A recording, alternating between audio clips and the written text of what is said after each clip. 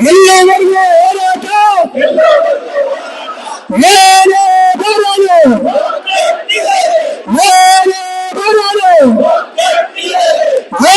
ಅಯ್ಯಯ್ಯೋ ನ್ಯಾಯ ಬೇಕು ನ್ಯಾಯ ಬೇಕು ಎಲ್ಲಿವರೆಗೂ ಹೋರಾಟ ಇಚ್ಛೆ ಪಡ್ತೀವಿ.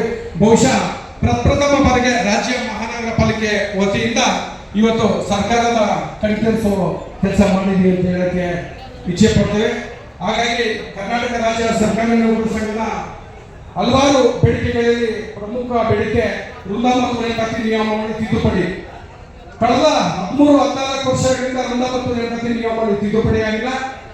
ಎರಡನೇದಾಗಿ ಏನು ರಾಜ್ಯ ಸರ್ಕಾರಿ ನೌಕರರಿಗೆ 7ನೇ ವೇತನ ಜಾರಿ ಮಾಡಿದ್ರು, ಕೆಲವೊಂದು ಮಹಾನಗರ ಪಾಲಿಕೆಗೆ ಆರ್ಥಿಕ ಇಲಾಖೆಯಿಂದ ಅನುದಾನ ಕೊಡೋದ್ರಲ್ಲಿ ಲೋಪ ಆಗಿದೆ. ಮತ್ತು ಮೂರನೇದು ವಿವಿಧ ವೃಂದದ ಮುಂಬಡ್ತಿಗಳಾಗಿಲ್ಲ. ಆರೋಗ್ಯ ಸಂಜೀವಿನಿ ಏನು ರಾಜ್ಯ ಸರ್ಕಾರಿ ನೌಕರರಿಗೆ ಜಾರಿ ಮಾಡಿದರೆ ಆರೋಗ್ಯ ಸಂಜೀವಿನಿ ಸೌಲಭ್ಯವನ್ನು ಅನುಷ್ಠಾನಗೊಳಿಸಬೇಕು. ಈ ರೀತಿ ಹಲವಾರು ಬೇಡಿಕೆಗಳನ್ನ ಇವತ್ತು ಇಟ್ಟಿದ್ದೀವಿ. ಬಹುಶಃ ಪೌರಾಡಳಿತ ಇಲಾಖೆಯಿಂದ ನಿರ್ದೇಶಕರು ಕೆಲವೇ ಹೊತ್ತಿಗೆ ಈ ವೇದಿಕೆಗೆ ಬರಲಿದ್ದಾರೆ.